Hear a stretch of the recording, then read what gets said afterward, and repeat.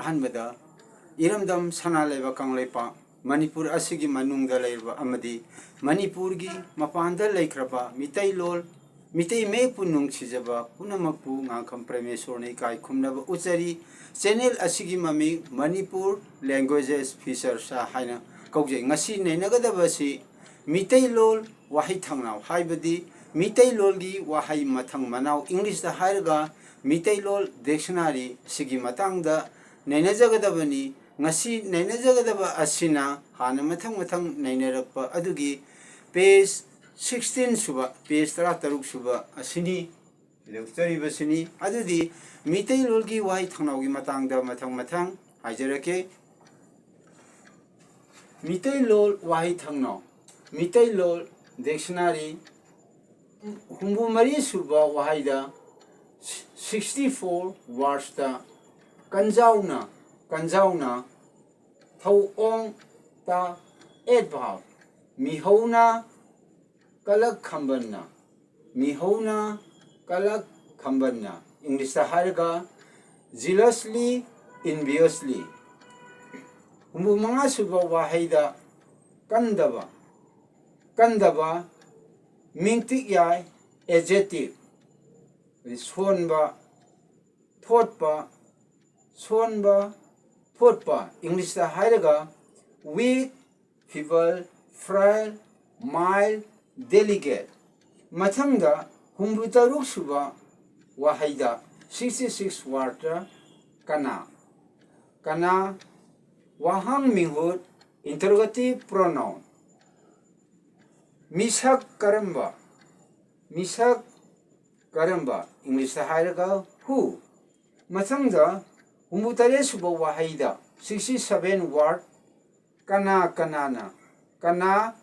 कनाना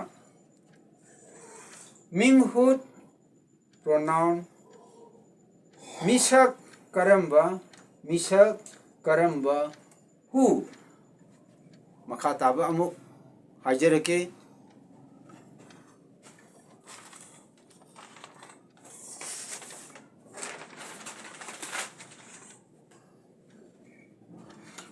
हौजी ममांगदा नैनजखिबा 67 सुबा वाइगी कनाना मिंगहुत अदि pronoun मिसक Karamba who मथंगदा नैनजगदबा असिना हुंबुनि पांसुबा वर्डनी 68 वर्ड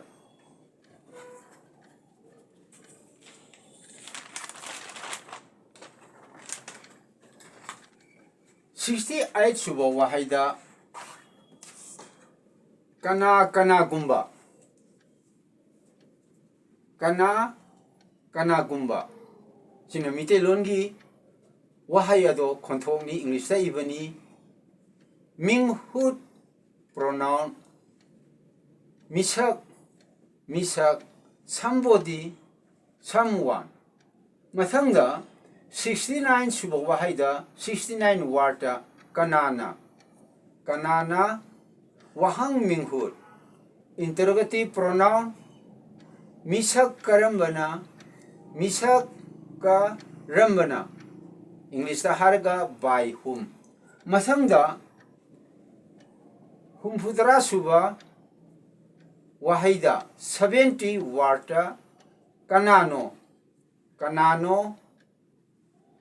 वाहंग मिंगहुत interrogative pronoun इंग्लिश की स्पेलिंग दा मितेलोंगी खोंतोसे मिसक करंबनो इंग्लिश दा हारगा हु मथंगदा 71 सुबा वाहाइदा आइदि हुंद्रा माथोय सुबा वाहाइदा कना लैत्रबा मिंगतिक याय एडजेक्टिव कनासु लैत्रबा इंग्लिश की मयेक्ता मितेलोंगी खोंतोसे कनासु लैत्रबा orphan forlorn deserted मथंगदा हौजी नेनेजगदबा असिना मितै लोलगी वाइसिंग असि इंग्लिश दा इथोपु मतमदा करंबा इंग्लिश की वर्डसिंग इगदगे हाइबदु मितै लोनगी येक्चल लोन आदि मितै लोन स्पेलिंग असे करेदंग नहीं नजर के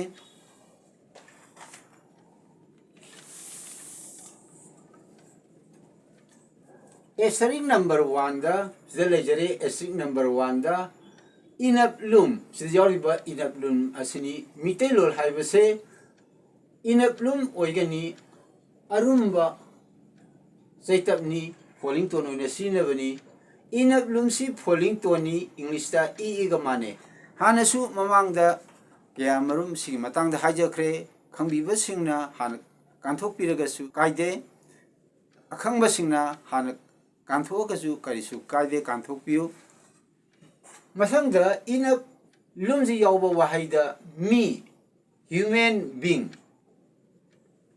आई मसंगदा इनप सिदा लूम यावदा तारगी राइजिंग टोनी मसे इंग्लिश ता आई ग माने सिना मी हाइना यांगना पागनी मसी वाहन थोक्ति स्पाइडर आइदि जीवा अमनी मरम अदुना इनप सिदा लूम तप्पा अमसुंग तप्तबसे मसिग वाहन थोक्सी तोंगान लई मरम अदुना इकोना तंगाई फदना इनप सिदा फोलिंग टोन ओरगदी लूम तपकदबनी वाहन थोक लाना चटखिदनबगिदमक्ता इनप लूम अमसुंग इनप असे चैतप सिंगनी इंग्लिश ता हारगा सेकेंडरी सिंबल मथंगदा एस्ट्रिक नंबर 2 सिगी मतंगदा हाजरके उंदा लूम नपनी से फोलिंग टोनी ओगमाने सिदैदा कंजाउना हाय मतमदा उन जिदैदा येता लूम हापे मसी फोलिंग टोन ओइबननी मसे इंग्लिश ता ओ हारिबसे मसी ओ हारिब मै असे अल्फाबेट असे सिजिनै फोलिंग टोन ओइना अदना उन हिजा लूम नपगा फोलिंग टोनी ओगमानरे अद उन जिदैदा आरटी हादि राइजिंग टोन ओइतारदि मसे इउगा माने अदुइ तारगदि उन जिदैदा लूम तप्पा अमसुंग उन जिदैदा लूम तप्पगी वाई अनि खतंग नैनजरके अहानमदा ओइ थंबसिदैदा उंदल लूम तप्पा हादि फोलिंग टोन ओइबगी मतंगदा हाजरके काउबा हाय मतमदा मितेलोनगी खोंथोक्ता इंग्लिश ता इबिदा काउबा मागी वाहन थोंगना खोंगना काउबा इंग्लिश की मीनिंग दा टू किक बाय लेग्स हाइनी अदि मसंगदा सिना अरुंबगिनी अरांगबगिदा म हाजरके काउबा हाइबा मसी कैनो राइजिंग टोनी मसीदा उनजिदैदा लूम हापते अने सुमाइना काउबाइननी हारकनी सिदैदा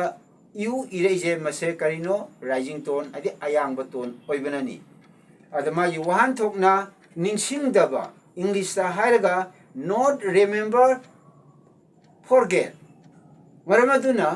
उन हाइबिसिदा लूम तप्पा अमसुंग तप्तबसे फोलिंग टोन अमसुंग राइजिंग टोन सिनरकु मतमदा तोंगान बा वाहेगी वाहन थो ओइरप मरमना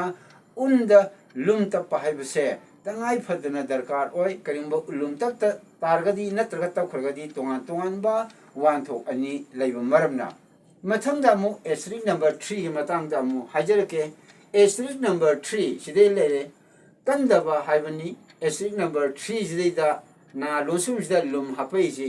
ना लोसुम दा लूम हापिजी फोलिंग टोननी एंदा मखादा फैना हॉरिजॉन्टल लाइन मचा मसिंगनी एंगी मखादा मसी कैनो फोलिंग टोन ओइबननी सिदैदा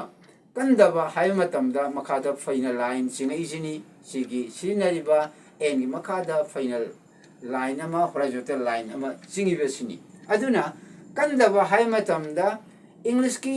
वाहन थोक्ता नॉट बीट नॉट स्लैश अदि फुदबा यैदबा अदुगा अनिसुबा वाहन थोक्तना कंदबा हाइबसिदा फोलिंग टोनदा नॉट हार्ड अदि अकनबा नतबस हाइदि अथोटपा हाइबा मथंगदा मु वीक माइल डेलिकेट थोटपा अदि सोनबा मखोइ सिंगसे कंदबा हाइबा फोलिंग टोन ओइबा वाहै असिना वाहन थोक पीबनी इंग्लिश ता तोंगान बा वाहन थोक मथंग पीबनी अदुबु करिगुंबा ना लोनसुम जिना राइजिंग टोन ओइरंबा तारगदी सिदा एन इरनी मखादा फाइनल लाइन चिंगरोय फोलिंग टोन ददी फाइनल लाइन चिंगी अदुब सिदादी फाइनल लाइन चिंगरोय मथंगदा फाइनल लाइन चिंगदबा ना लोनसुम दा राइजिंग टोन ओइबगी मागी वाहन थोकसे अमु हाजरके सिदैदा सियावबु खुदमजे हाजरके कंदबा अदि कंदबा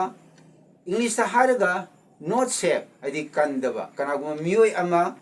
कंदबा हाइतारे फारंबा नत्रगा करिगुम मतो मतमदा आइखोना कंदबा कंबीदबा मधु अदुगी कंदबदो राइजिंग टोनी आइदे अयांगबनी नॉट प्रोटेक्ट आइदे ngathok pidaba masisu kandabagi wanthok amani ado anisubada not reservation आइदि कइनो तुंगान ब मफम म कंसिलगा थंबा आइदि अदुगुम नत्तबा हाइबा नॉट रिजर्वेशन